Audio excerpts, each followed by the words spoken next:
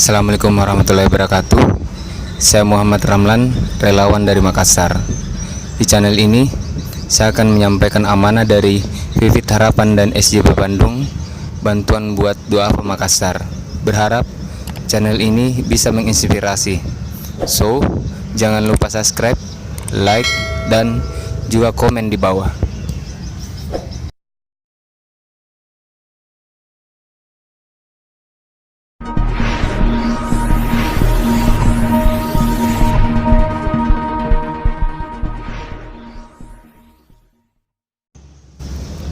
Namanya Kakek Salam,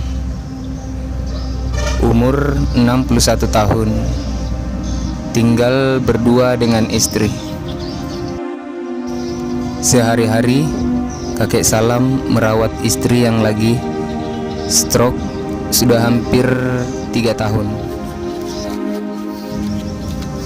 Sehari-hari Kakek Salam dan istri bertahan hidup dari belas kasihan tetangga.